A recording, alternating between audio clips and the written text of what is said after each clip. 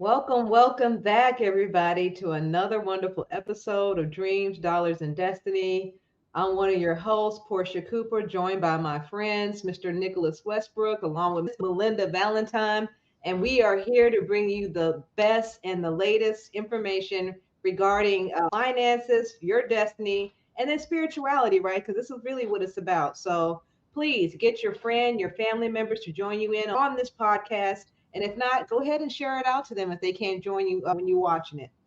So, we're going to jump into the topic for today. And today is really talking about spirituality. Is there still tabooism surrounding spirituality? For a long time, for a long time, talking openly about spirituality, especially, around people who were traditionally religious, that was met with a no-no, right? You had to go speak in dark alleys and huddle up in corners in privacy to talk about anything spiritual. But you know what? This is a new day and time, and things are shifting. More and more people are walking away from rigid religious beliefs and stepping into more broader and more personal spiritual journey. And the conversation is finally opening up surrounding that, and we're being more honest, and this is becoming more mainstream. So in today's video, we're going to explore whether the taboo around spirituality is finally breaking down and what that means for us. We'll be talking about the real benefits of embracing spirituality over organized religion, how the path has evolved from new age practices all the way to personal relationship with Jesus, right? Because that's everybody's savior. That's on the Christian path. And we'll also get into why discernment matters deeply when it comes to who you take spiritual guidance from, and why you should adopt your own spiritual practices and rituals. It's very important to cultivate that. And the profound idea that in your final moments, you what you experience will shape what you see and who you believe in. So all through it all, we're going to examine one of the most overlooked truths in spiritual conversation, and that is that your character and how you show up in this world matters more than the label that you wear. So this conversation is long overdue, so we're going to have it today.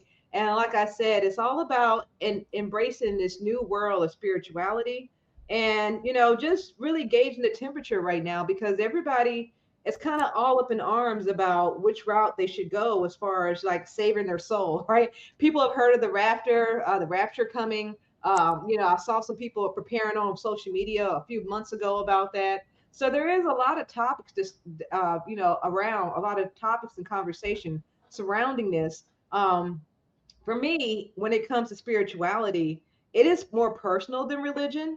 It seems like religion is more or less not a broad, but a certain set of structure and rules that you have to follow, that govern your daily life. Where spirituality, where people feel like it's more free spirit, I can do what I do, I can be me, I can be free, right? That kind of attitude. So let's kind of talk about that, y'all. What the overall differences are between spirituality and our current religious structures. You got it first, Queen. Okay, thank Ladies you. first. That's right. You're such a gentleman. So I want to say peace and love to everyone out there in the Dreams, Dollars, and Destiny universe. Thank you guys so much for subscribing. We really do appreciate that. And yeah, this is a real topic that we're talking about. On some level, I think all of us have dealt with that question of, spirituality versus religion, and different things like that. Just coming up and coming of age ourselves and really navigating our own spirituality or our own religious beliefs, and dealing with those experiences ourselves have shaped us and brought us a long way to where we are right now as to how we embrace spirituality. So, religion, obviously often focuses on like doctrines, it's more structured, while spirituality really focus more to me on your personal experience and your personal connection, you know, if you want to call that to source, to universe. So to me, I think with spirituality, it's more about the personal connection. It's more about your personal experience and how you feel. Whereas religion is almost, it's kind of like it's told to you. It's taught to you of how you should feel, of how your experience should be with this entity, or you have structured rules about what you can and you can't do in order to be deemed religious, being part of the religious community. So I think for me, that's what it kind of comes down to. And I think, right now, a lot of people are starting to kind of come away from that organized religion side of the house, right? And they're really starting to get to know spirituality a little better and trying to integrate different aspects of spirituality into their own personal well-being and their own personal practices, because I think people are really starting to wake up to see that religion really does divide folks. And religion is good for some people, so I'm not up here to bash religious people or religion. So it's really, like I said, it's a personal experience. What's good personally for you? Some people need that rigid structure to keep them on the straight and narrow, or however you might want to say that. But some people really want to get that deeper connection with themselves and explore themselves through spirituality. Mhm. Yes, yes. Well said, both Queen B and Portia, on this spirituality versus religion. And peace and love, everybody. It's great to be back for another important conversation, a very vital conversation that contributes to our development and our refinement on this path towards our dreams, dollars, and destiny.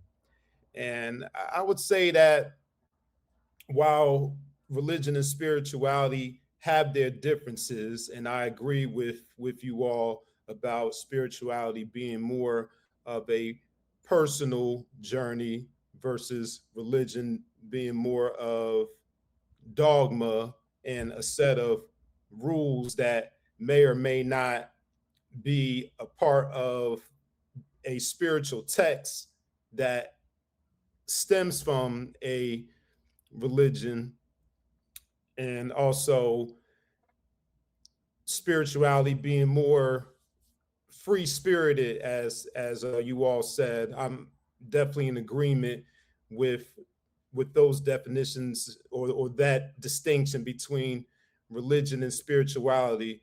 I'll also say that religion and spirituality can go hand in hand at times. Someone can claim membership of a particular religion and have spiritual experiences, or their religion can be their spirituality at times. And then there are folks who are spiritual but they're not religious, or vice versa.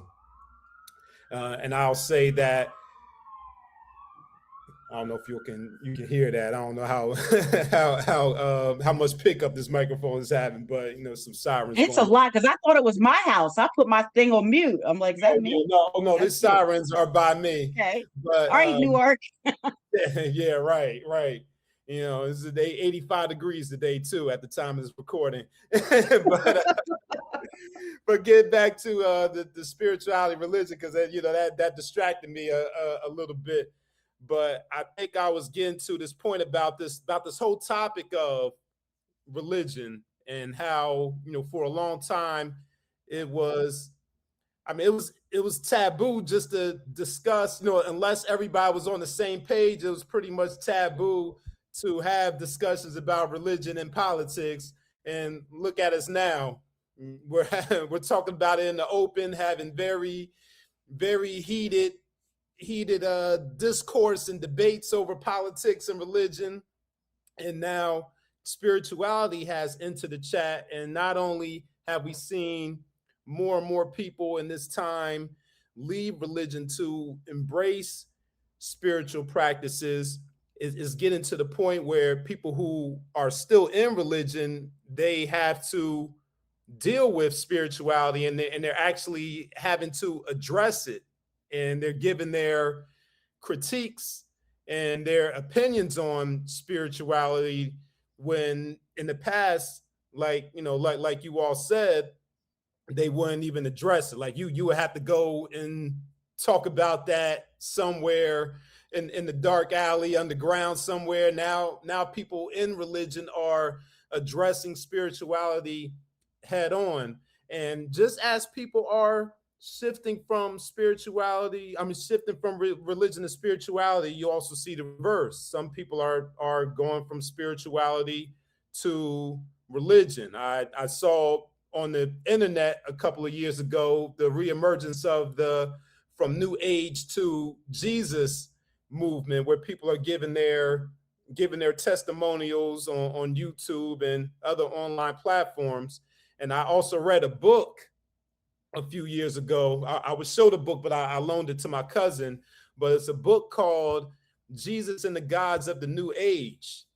And this book, it isn't a new book. I think it came out in the 90s or maybe the early 2000s, but it centered around a group of Christians who set up shop at some type of spiritual or quote unquote new age. I got put new age in quotes because it's not really new age. It's the old age, but it's misnomered the new age. But this group of Christians, they set up shop at a quote unquote new age convention, and they pretty much fielded discourse and questions and conversations with people who have different spiritual practices, and it was pretty much a guidebook for how Christians can engage with people who practice new age paths. So since the new age marketplace, because we talked about the commodification of spirituality in one of our previous show, the new age marketplace is becoming mainstream to the point where religious people, and we speak about Christianity because that's the one that we're most familiar with, but we also know Islam and Judaism are, and well, I guess for melanated people, Hebrew Israelitism are also significant, paths also. Mm-hmm. But, we kind of focus on Christianity because that's what most of us are familiar with. But yeah, I see the religious community having to deal with and speak to spirituality and defend religion, because spirituality is becoming more mainstream and more popular. So I'll land there, and we'll explicate and elaborate on some of these kind of subtopics. Yeah. And yeah, you're right. What you said about the commodification of spirituality being hijacked by the New Age group. But you also touched on something too, Nick, about how you're saying that these religious groups are now trying to embrace a little bit of spirituality to try to get more sheep into the flock that may believe that. And it just goes back to the old days, right? When Constantine was trying to push that whole Christian thing, and he mingled in some of the pagan festivals and rituals that they would do so that it can make it more appealing to the people, Christianity, right? Because we know that Christmas and Easter, those are pagan holidays. And if you do the background on all that, they're none of them have any religious context, right? As far as those holidays. Now they call them holy days, and they become holidays because they put an overlayer of religious context on it to make it that. So, I mean, that's what they always do to indoctrinate the masses. They try to give the people what they want, or at least what they think they want to hear, to get them in the door. Because at the ultimate goal is to get you in that seat to get to your pockets, right? Because ultimately we want to pass around that collection plate. If you're here, then we need you to put something in it. But I'm not saying that all religious leaders are all about the money, but a lot of that tends to go that direction, to be honest with you. And you see a lot of that being taken from people who could better use that money on their light bills and things like that. And the church doesn't give back to the community. Now, what I'm looking for, though, as far as these religious organizations and as far as them helping the community at large, and they don't do that. Spiritual people, however, we seem to come together and be a little more community focused, a little more community organized and oriented. I have seen that through a lot of different chapters and of community service organizations, where they would be spiritually based, not necessarily from the church, but they would be, out there helping people on the streets, making sure their fellow man had something to eat, had a roof over their head, or something like that, right? Because you don't need a church for that. And also the fact that things have changed dramatically, where people don't trust the church because there's been so much fraud, not to mention abuse, right, with the Catholic Church. So I think the church kind of did it to themselves, is why people don't go to church as often as they used to, and why people are seeking alternative means and connections to God, versus going to the church.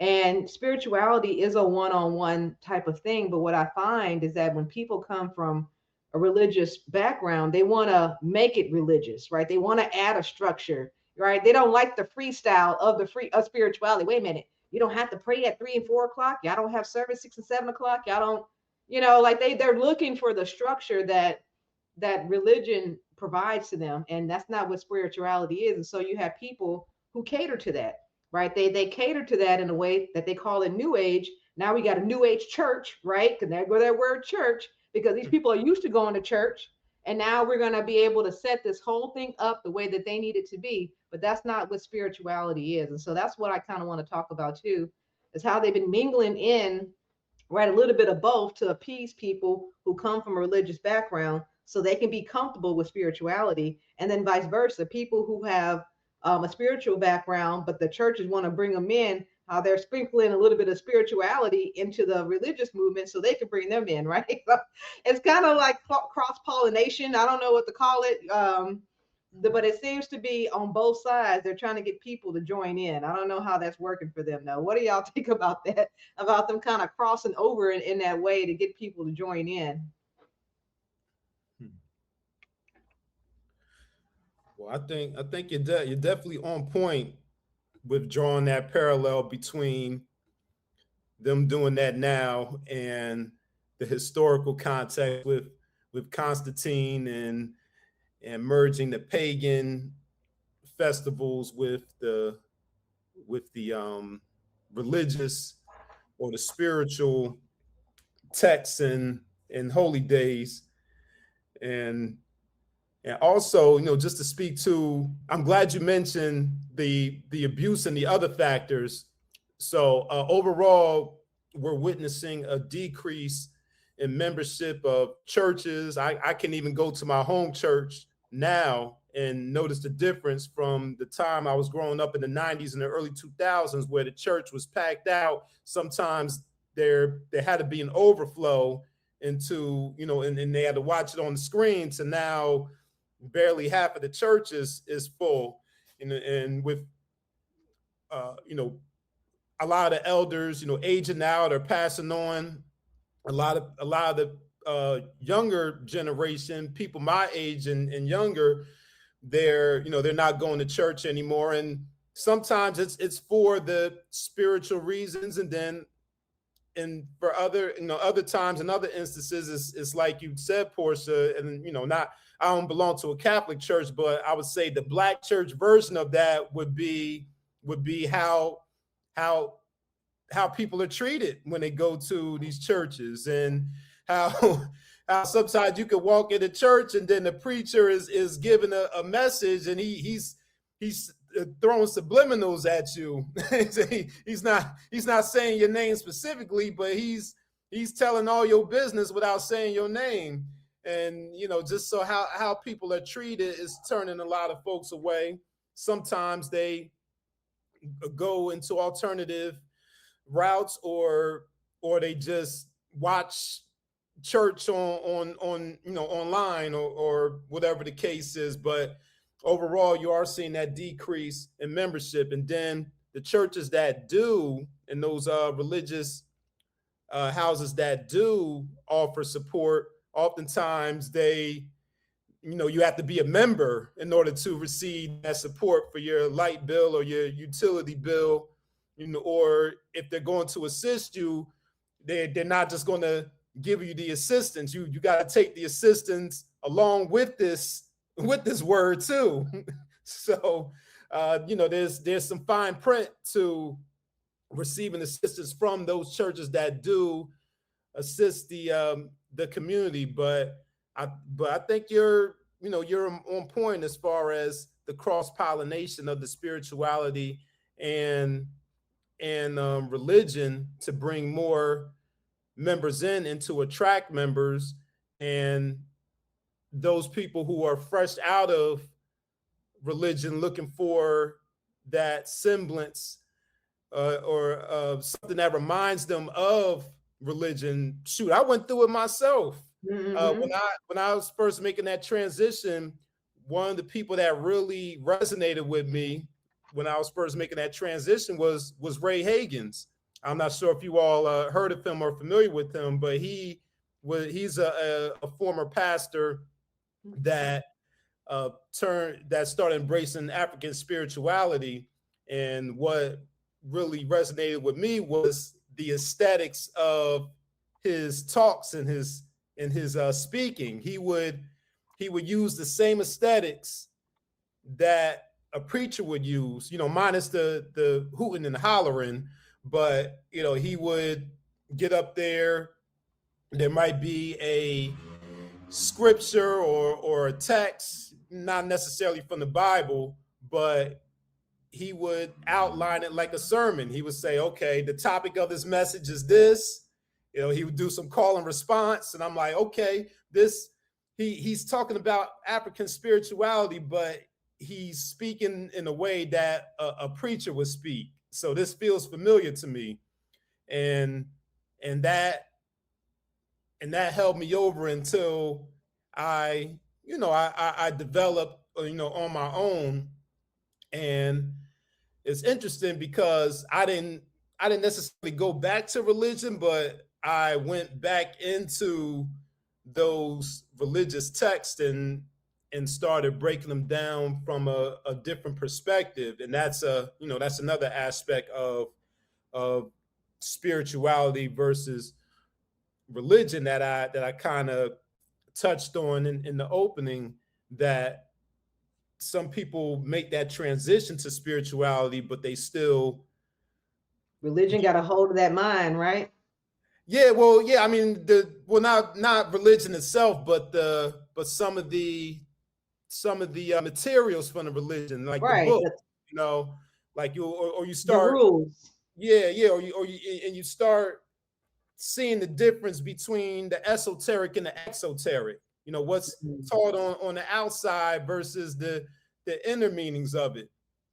And when it comes to these religious texts, there's supposed to be only one way that you interpret them. But when you go into spirituality, you can still read those texts, but see or get different messages and different teachings from them. That's right. The whole idea of Christianity versus Gnosticism, or Islam versus Sufism, Kabbalah versus Judaism, some things like that. So I know I kind of went off a little bit, but just to close out this response to this question, I could definitely see why the church would start embracing a little bit of these new age practices to bring people in, because membership is dwindling and they want to keep their institution alive, so yeah. But you brought up a good point when you said that they basically try to keep that structure going so people can feel at ease in that process, right? Yeah, like they need to be eased into it. Some of them can't make that jump. They need that transition. Some people can make that jump from religion to spirituality. Some they need to take them baby steps. Yeah.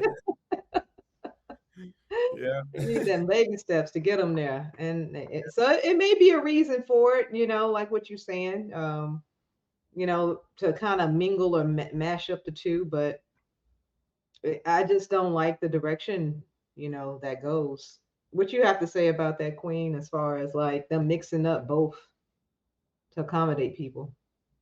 I definitely think that they do that nowadays. I think they do that, like Nick said, to kind of drum that business back into the church, and vice versa. The spirituality people may use it to try to capture people who may be religious, that may be on the fence about which way they want to go. So I think I think there are some things about both that could be interchangeable. Like both things, you're trying to seek a greater relationship with source, with God, with the universe, and with spirit. So there are some similarities, but what I'll say to how it kind of mixes, how people can kind of go either way on the pendulum with it, usually, like, I've noticed that people who might be spiritual, right? They begin out spiritual. If something happens to them or they have like an NDE experience, a lot of those people end up going back to religion because they'll say, "Oh, I seen Jesus or I seen God, and I'm supposed to be in a church and I'm supposed to be doing this." So I think those are some of the people you might see flocking back toward religion, and then when they go back to religion, they might take some of that spirituality that they're used to back into that fold. And then I think the people who transfer from religion into spirituality, I think it's because there's a lack of personalization for them with religion, or it's too strict, like Nick said. It's about what clothes are you wearing?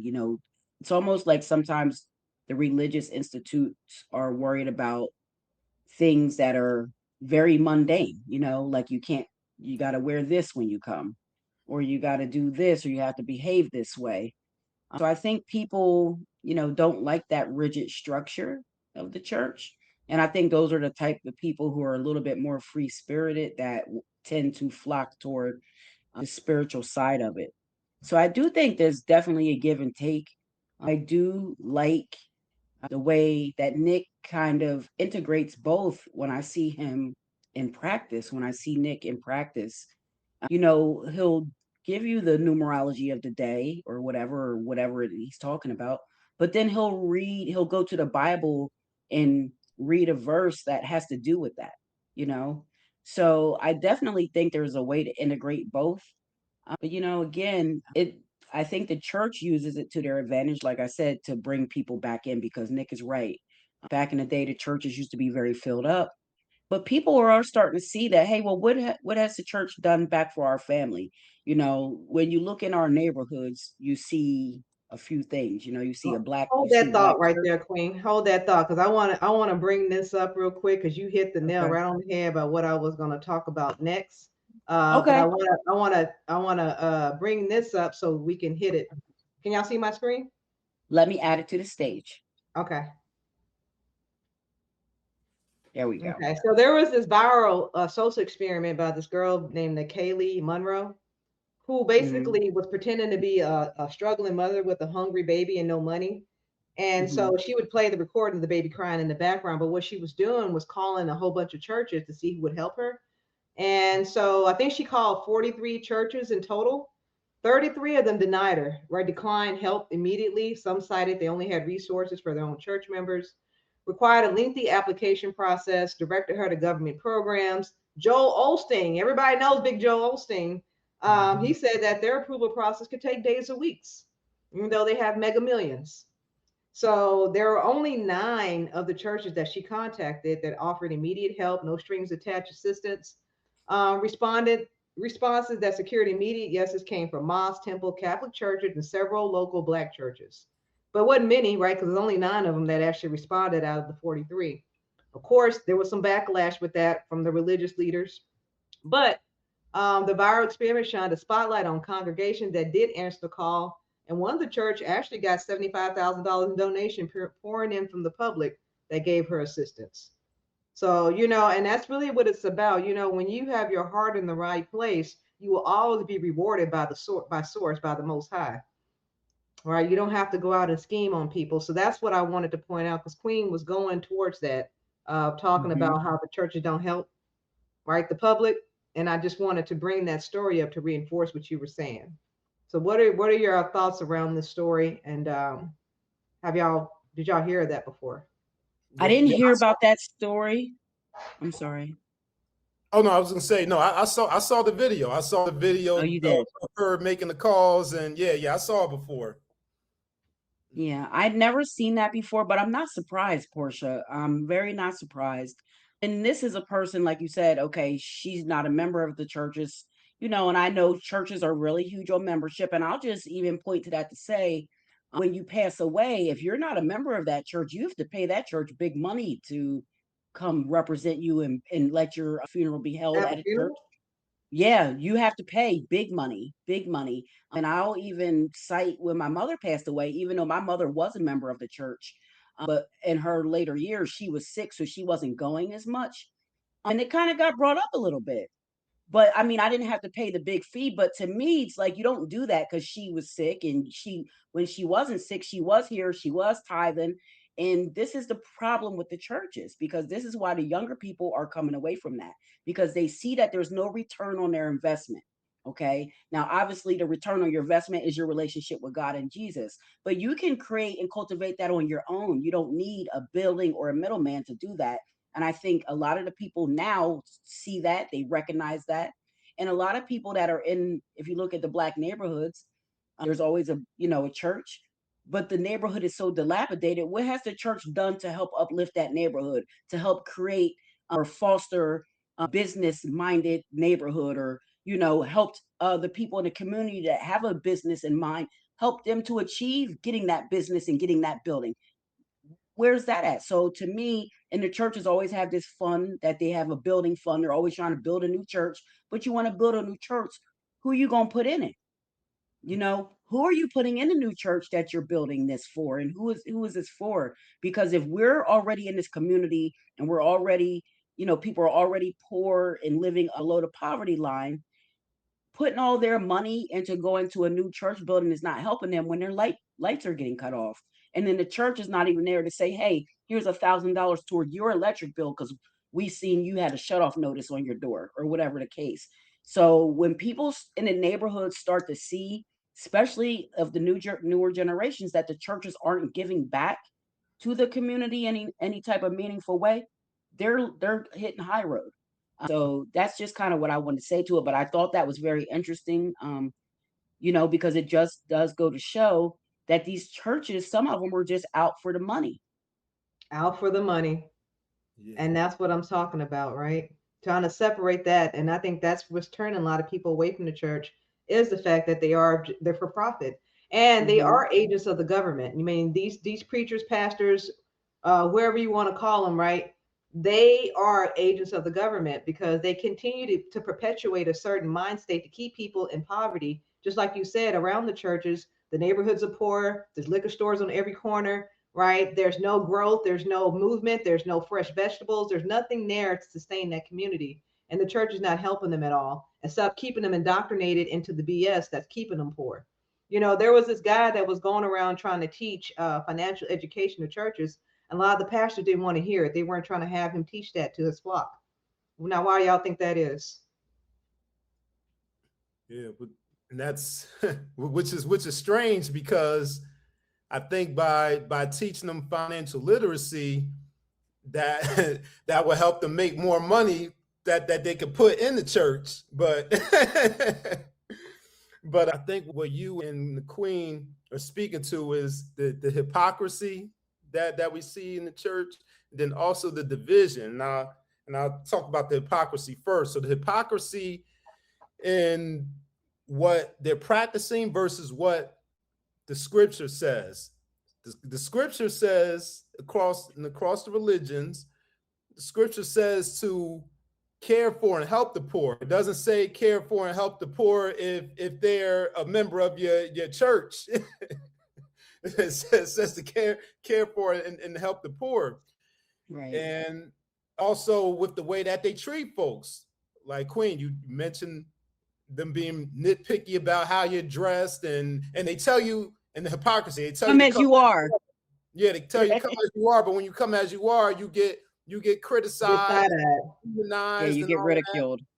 Yeah. And then also what I noticed about the churches in the hood, like the churches in these dilapidated neighborhoods, is that not only is that one church there, but there are several churches in the hood. Like a church on every corner is not an exaggeration. there are literally churches on every corner in certain hoods that you go to, and that's the division. You have all these separate churches. They all supposedly have the same goal, the same objective, but they're doing it separately instead of coming together and unifying to do the work of saving souls and giving back to the community.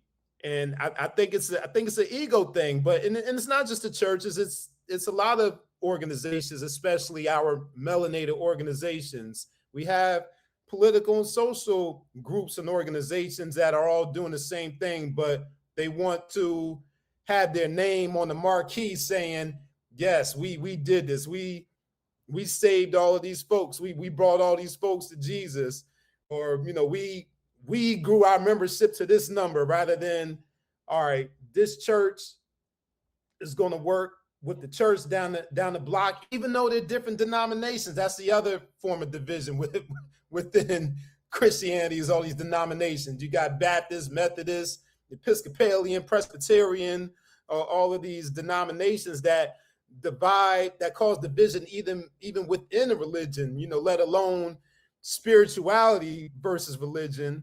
So it's like they shoot themselves in the foot, essentially. Mhm. They are. And I want to add on to that, Nick, because you said it.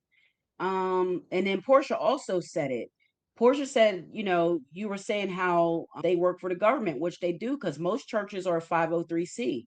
And that Exactly. means that they're tax exempt. But in order to have that status, there's certain rules you have to follow. So if you think about it, you can think about what the hidden part of that is that the community doesn't see, right? Why do we think we have all these churches in every hood on every corner, but the hood's still the hood? The hood is not getting better. The churches aren't helping the people in the hood with that business idea, right? I'm sure there's people in the hood that come together that might be like, hey, I want to open a bakery, or I want to open up a mechanic shop. Those are the types of things that the church should be doing to build the community up. But 9 times out of 10, the churches are not doing that. Why? Because they're not allowed to. They are not allowed to raise the financial and mental wherewithal of the people. To me, it's to really keep the people in a place of fear through religion or through, the religious means, and to keep you kind of financially inadequate. For one, you're giving all your tithes to the church, 10%. They want 10% of your paycheck, right? 10% of what you bring home, you're supposed to tithe to them. But what percentage of that is going back to the community? Forget the church building fund. We have enough buildings. What buildings are you creating in the community? That money can go to creating a whole apartment building for housing for the people who don't qualify for housing, but they don't make enough to get their own home, or they don't make enough to rent an apartment. Those are the types of things that the church could be doing. The church could be using their buildings to educate the community on our history, so we know what we're dealing with and what we're faced with. And like Nick said, the help with financial literacy, all these types of things is really what the church could be doing. But instead of that, to me, they're doing their own, they're doing it for their own good, right? For Right. whatever their own bottom line is, and that normally is money. And I hate to say that, but like you said, look at Joel Osteen. There was even a pastor, I don't remember what city it was in, but there was a pastor who was like basically talking junk to the congregation, like if you ain't leaving, like he was trying to hold them kidnapped. Like you ain't leaving if you don't tithe. We need $1,000 from everybody right now. We need $1,000 from everybody, and you can't leave till you put $1,000 into this plate. They passing the plate around and all. And to me, this is where they're losing people, because first of all, we're already in poverty, and now we got to give you 10%, and then we need 1,000. It goes up to this and goes up to that. You're doing all this and you're giving all this to the church, but what is it giving back to you besides maybe a nice sermon on Sunday? You know, And some because good music. I've gone to church and gotten nice sermons, and I felt nice and stuff, and it felt good sometimes and all that. But other than that, what are you doing for the community? What are you doing to raise, our financial and our mental and our emotional awareness of the society that we live in, and help navigate these young kids, the youth, to a better path? What are you doing to help that? Nothing. And that, and it could be simple things like you saying, Queen, like they could have a community farm on the church land. Because sometimes Mm-hmm. the church has got enough land where they could put like a Yes. farm, and have community vegetables and stuff like that, where they showing people how they can grow their own tomatoes and things like that, like something sustainable that's going to be Mm-hmm. good for the future and for the betterment of the community in some shape, form, or fashion. But when money comes into play, greed comes into play. And people often question pastors, like we said, Joel Osteen, T.D. Jakes, Creflo Dollar. Ones that have the private jets. But then they're like, oh, well, I made so much money from my book deal. And you're like, okay, well, how do you negate that? Well, how much of that money did you give back to your congregation that you made off your book deal? Right. How many families did you feed off that money from your book deal? How many light bills did you pay in your at least in your congregation off that money? Because I can guarantee you there were people in his church that needed some bills paid and could have used some assistance. So I don't see that, you know what I'm saying? So if he, even if he is making money off his books and all this and doing this and that, how much of that are you giving back to the church? Because you're always looking for me to give you 10%, right? So what are you doing to give back to the community and the church? If you're bringing in millions of dollars as a pastor, Right. that's the point I'm trying to get at. I'm not knocking them for making the money, but what are you doing to give back to people? Yeah. From the looks of the neighborhood, nothing. In the mental state of the people in the neighborhood, you're not doing nothing. Yeah. Now, Portia, I'm not sure if you had this on your outline. I didn't want to jump ahead on you on the Yeah, conversation, but go ahead. I also wanted to make sure we don't leave out the significance that the information age has played in the transition from religion to spirituality too. I mean, we could talk about it from a cosmic perspective with us being in the 2020s and the clear vision, or we could talk about it astrologically with the age of Aquarius coming out of the age of Pisces. But aside from just all of the foolishness that's going on in religion, That goes back into what we were talking about, who you seek spiritual guidance from. So we can kind of roll it all into that.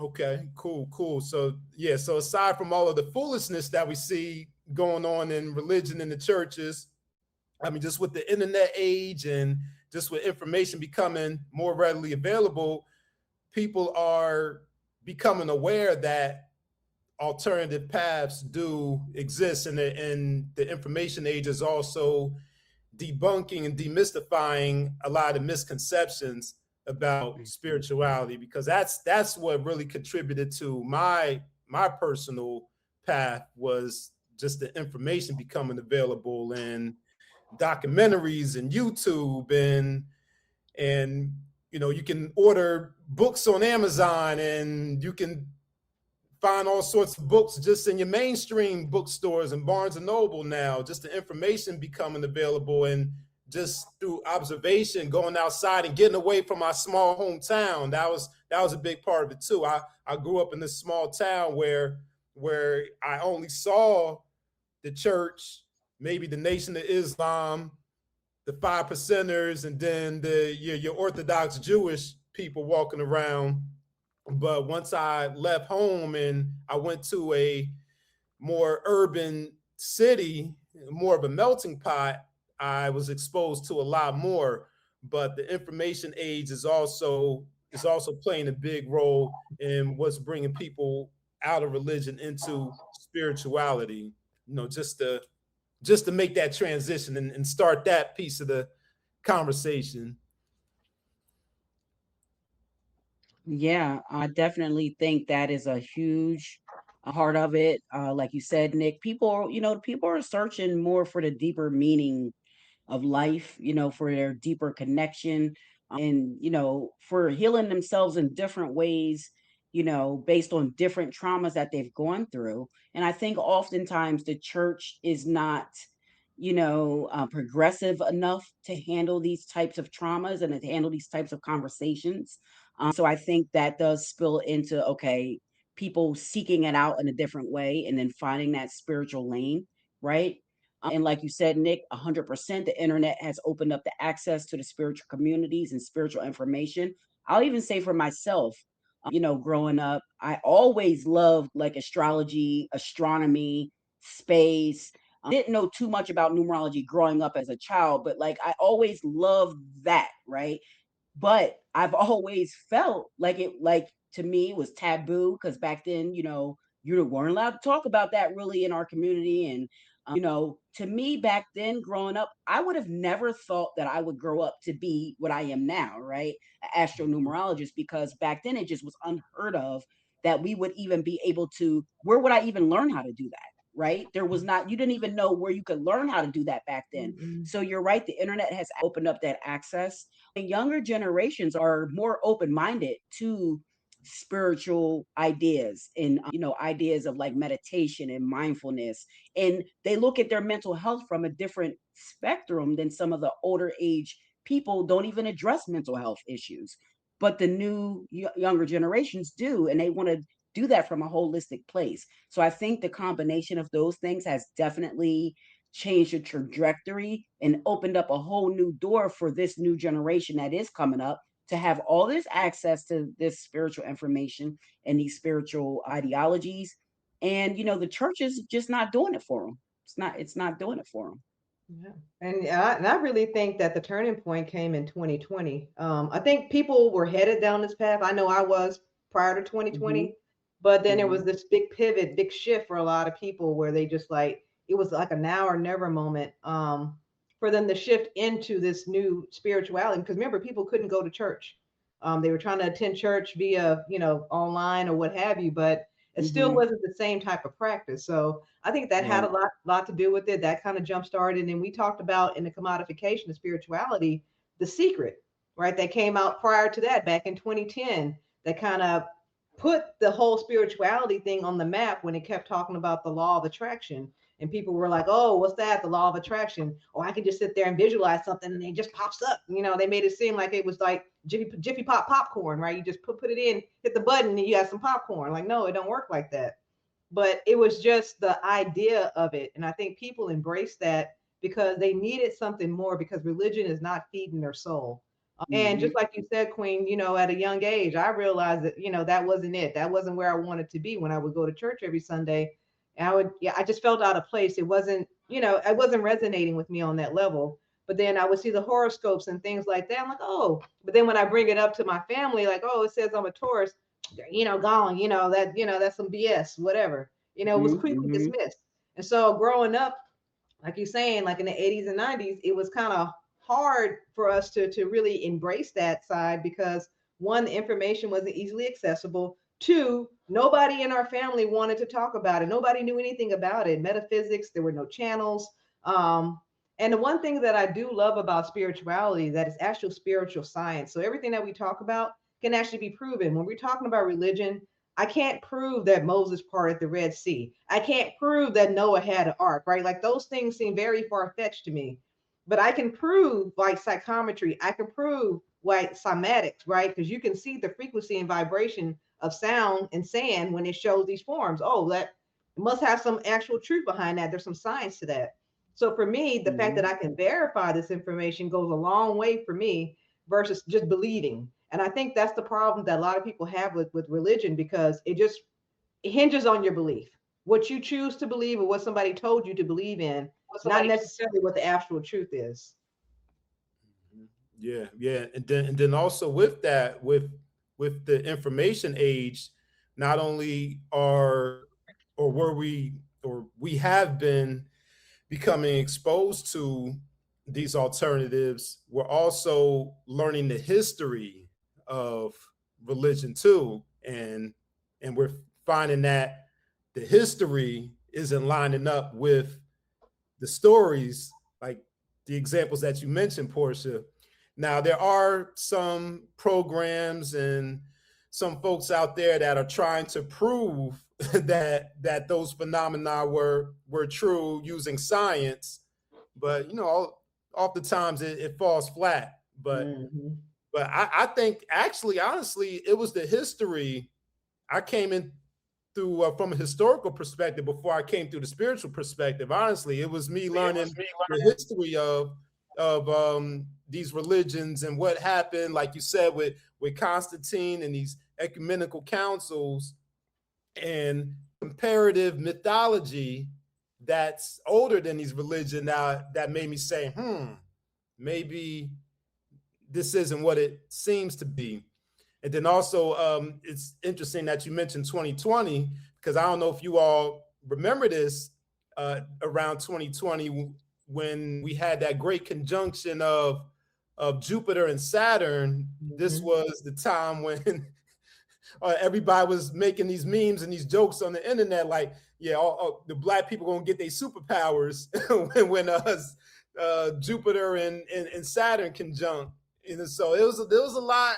A lot has been going on cosmically as well that we're just falling in line with, like regardless of whether we believe in astrology and numerology, we're still being affected by these changes, and the shift that is happening cosmically is being mirrored and manifested here on Earth with the consciousness of the people. Facts. Facts. Super facts. Mm-hmm. Super facts. And you know what he's saying as well, you know, checking who you're following too, with this age of information and everything being Yes. at your fingertips and all these new false prophets popping up. You know, because a lot of people can sound good. Anybody can sound good, but what have they done? What's their background? What's their makeup? You Right. know, there's a big series with Nature Boy now because Nature Boy, you know, was living off the land. People wanted to follow his practices, and it became a cult quickly. And it's amazing that people fall prey to that. But you know, unfortunately, you know, there's a lot of weak-minded people out there, and they do fall victim. And Nature Boy is one of many. They want to put him on stand and on trial as far as being a messiah. That's only because he was black. They didn't, you know, he's not the first person to have a cult, right? He's not the first person to do anybody wrong. I think that he probably was made an example of for any other black person that's trying to come up as a messiah. You know, no good for you. But you know, very discerning on who you're following with the spiritual guidance as well, because not everybody has your best interest at heart. And we always go back to the money. Some people are just in it for the money, but not only the money, the power, right? The power that comes with manipulating people through their beliefs. So let's talk about that just a little bit, y'all. I know we're getting to the end of the show, but let's kind of touch upon that. Yeah, no, I'm in agreement. Yeah, power, yeah, because power doesn't always equate to money, but power can be just as powerful as having the money, because in this information internet age, attention is a currency in of itself too. And something else that I forgot to mention earlier in the show that that kind of carries over into the spirituality between religion and spirituality is the exceptionalism of these systems, meaning that each religion thinks or believes that is the only way, that is the only right way. So the Christians believe they have the correct way and the only way. The Muslims believe their way is the only right way, and so on and so forth.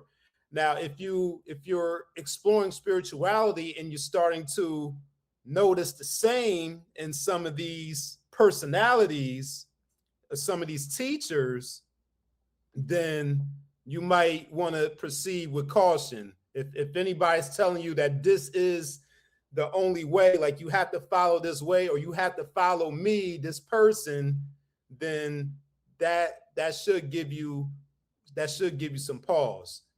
So that's another distinction between religion and spirituality, is that you can get to the divine or get the answers to those questions or the deeper meaning of life through multiple paths. You don't have to necessarily follow one path. And also you'll notice that once you go beneath the surface, you'll notice that you'll find more similarities between these spiritual paths than differences. Mm-hmm. Yeah, and I'll just agree with everything Nick just said. That's the truth. You do have to use your discernment, because your discernment is going to be what protects you from spiritual vultures. So we talk about culture vultures, we talk about that. There's also spiritual vultures. So there's also, are we basically, is the goal to heal yourself and to raise your spiritual awareness and intelligence, which I call your spiritual AI? Or is the goal endless consumption? So you have to be careful who you're listening to, who you're feeding into. Make sure that person is providing you with good tools to heal the things that you need to be healed, to help guide you in that right direction as a light, instead of just kind of like endless consumption and you're just like endlessly just watching someone and they're not really providing you anything. What's that doing for you? That's no different than you going to that church every Sunday, paying a tithe, and just getting a general message that's not really helping you clear up your own trauma, helping you heal, and helping to raise your spiritual wherewithal that you kind of need, or that you're kind of looking for in life. So you really do have to use your discernment and make sure that you're not just endlessly consuming spirituality or religion. It should be toward a goal, and it should be towards your evolution as a person. So once you reach a certain level of evolution, it might be time to move on to a different spiritual practitioner, because you have reached your full potential with this person, what they can show you, teach you, or offer you. So, you really do have to, take stock into your own spiritual path, right? Into your own growth. Right. And watch out for worshiping other people, because worship is where people fall short. If Yeah. somebody wants you to worship them, for you to put them on the God pedestal, right? For you to manipulate you to do things that you normally wouldn't be doing in the name of whatever religion or spiritual cult that they're part of, then I'm going to have to say you need to cut ties with that, right? Because Yes. nobody is worthy of being worshiped except for the God within you. You need to worship the God within you, because remember, the kingdom of heaven is within. I don't heavily read the Bible, but the Bible, what it stands for, basic instructions before leaving earth. So I Hmm. don't totally discard that book, because it does have some good information for living daily life, right? Now, do I apply everything? No. And I don't take it literally, because a lot of these pastors, preachers, and priests, they preach the Bible literally, and it's actually written in symbolism. So you got to kind of watch that. But I think the biggest thing is not falling for worshiping someone. Whatever influencer you're following online or social media, YouTube, wherever, you need to make sure that this person is trying to make you a god and not you a follower of them, right? You need somebody who's going to uplift you and bring you up to their level, and not keep you down here so they can keep you down and keep controlling you. And so that's what I'm talking about. You need somebody who's going to uplift you and help you heal, if that's what your situation is. You definitely want to find somebody that you're in lockstep with and can resonate with their word and what they're saying, but don't always just fall them blindly off a cliff. Use some discernment in what they're saying. Go do your own research on what they're saying, right? Make sure that what they're saying is actually truth, and don't follow them blindly, because that's how a lot of people wind up in cults, and they wind up in groups that, don't have their best interests at heart. So I just want to kind of throw that out there, because celebrity worship or worshiping is real out there. People will follow somebody to the ends of the earth just because they like something that they said online. And so we definitely need to be more careful with that. Yeah, absolutely, absolutely. And you said something important about that, not worshiping, because and oftentimes, and know that we're all human. So 9 times out of 10, whoever you're worshiping has their own human flaws, and you will be disappointed when you figure those out. So you just have to really use your discernment. You have to understand that we are all the same here. We're all human. So, just because someone has a little bit more education spiritually wise doesn't make them greater than you. It just Or makes just them a a good little speaker. He further. may not even be smart, right? Yeah, Sometimes it just makes yeah. them a little further along on their knowledgeable path about raising their own spiritual awareness and intelligence. So now you have to make sure that you're following your own path to raise your own spiritual awareness and intelligence. So definitely, have to be careful of that. And that goes back to that old saying, never meet your heroes, because they will disappoint you because they're human. And we often put that type of, like you said, God type pedestal, or just raising them on the pedestal above ourselves. And then when you meet them, you're like, man, it ain't that much better than me. You know what I mean? We're Yeah, all we're all we're all human. yeah, So we have to approach it that way. yep. As the adage goes, we are spiritual beings having human experiences. Yes. Right. And you And I should want put to no put man this back before up. God. So Yeah. you wanted me to read the bottom here. The disappearance of taboo around spirituality is giving people permission to explore themselves more deeply. And the challenge now is learning how to explore with wisdom, balance, and discernment. So we always go back to that word discernment because it's so important. Just not to take anybody's word just for, just for granted. You need to actually do your research behind what they're saying before you just follow what they're saying. Now, of course, every week we like to provide you with solutions. And so this week is no different. So the solution number one would be seek understanding, not trends, right? Just don't follow somebody because they popping online, right? Because they got a whole lot of subscribers. That's not what's up, right? Again, that goes back to that worshiping factor. And if they're looking for followers and not leaders, because if someone is actually in looking out for your best, they would want you to be a leader and not follow them. Now, Mhm. stay grounded while exploring. Yes, make sure you stay grounded and rooted in your own truth, right? Your own identity and what you believe, and never try to go with what someone else says just to go along and get along. And it's okay to explore different modalities, right? If you're exploring Buddhism this week, Christianity next week, it's okay, right? We're all here to test the waters to see what's right for us.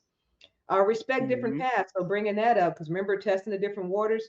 Well, this person might be Muslim. This person may practice Judaism, right? They may be Jewish, or what have you. That's fine, right? We all have our own paths to walk in life, and so we need to respect the path that that person is on, even though it may not be yours. It's not anything to disrespect.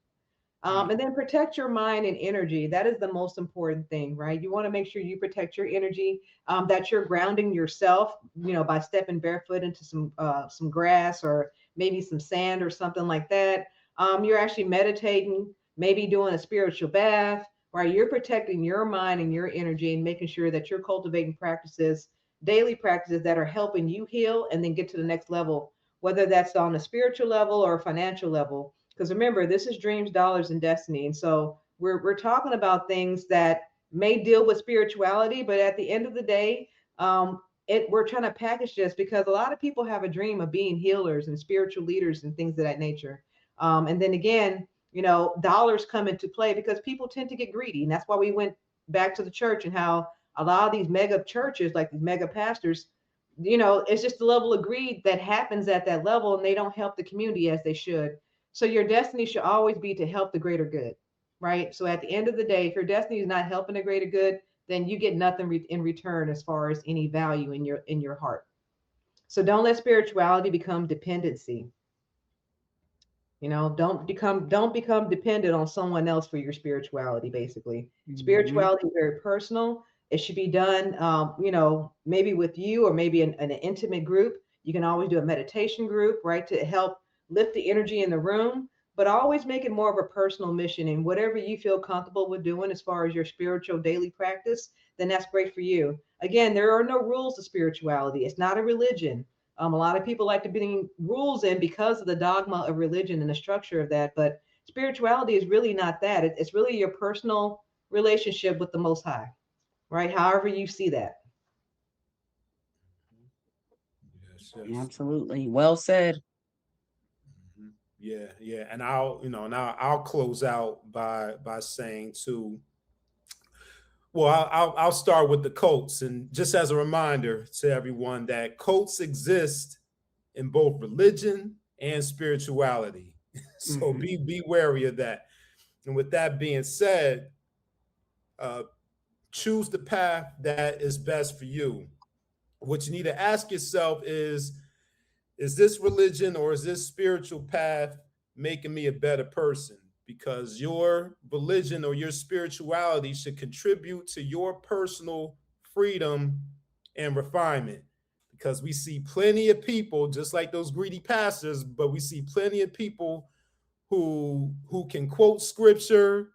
They got the a Bible memorized from Genesis to Revelation, but they have terrible character. They're terrible people. And same thing in spirituality. You got people that can they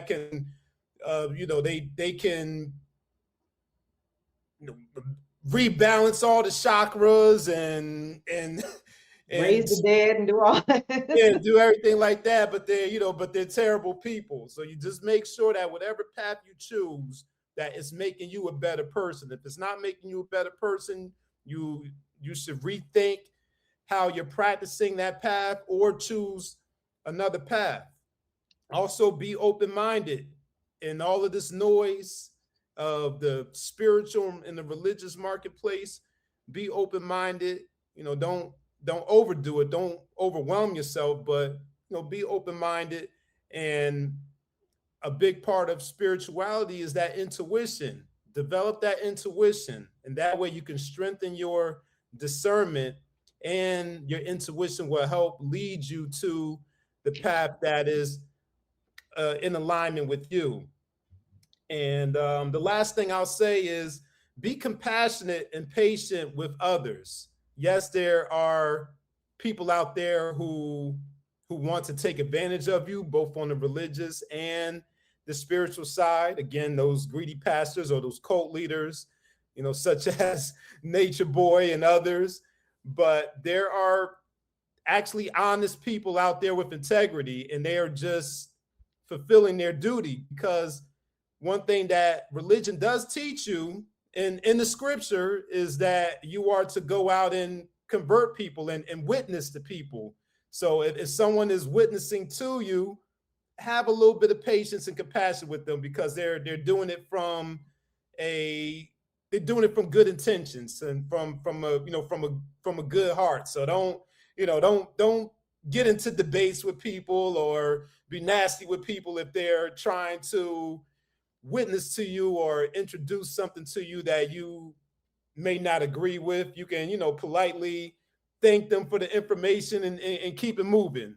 You don't have to get into fights with folks over religion and spirituality. So that's all I have. I'm Nick Westbrook, Supreme Numerics, and I look forward to seeing y'all on the next episode. Yep, and obviously you guys know I'm Queen B with Numeralytics, and I thought this was a great episode. I love the solutions. Definitely do not want to depend on others for your spirituality, and whatever spiritual practices that you are engaged in, you do not want to come fully dependent on those as well. So remember that the main thing that you should always follow is your own mind and your own heart and your own spirit. And that's all I have to say. I want to say peace and love. Make sure you guys tune in each and every single Monday night at 8 p.m. for a new episode of Dreams, Dollars, and Destinies. And make sure you subscribe to the channel, like the video, and share this with someone it could help. And if you guys have any show topics that you would like for us to discuss, please leave it in the comments below. We'd love to hear from you. And then we also have the question of the week. So we like to hear from you down in the comments below. Are you more spiritual or are you more religious, right? Are you that kind of person that shows up faithfully every Sunday for church? Or are you more like, oh no, I don't need church. I'm good. I got a relationship with God. I do my meditation on the daily. I go for my walks, right? Whatever. So leave in the comments below, like, are you more spiritual, more religious, and what are some of your practices you do, right? What keeps you in alignment with your spirit, right, with your higher self? So we'd love to hear from you. Put that down in the comments, and we'll be back next Monday for another great episode. So please check us out then. Until then, peace, love, and light, y'all.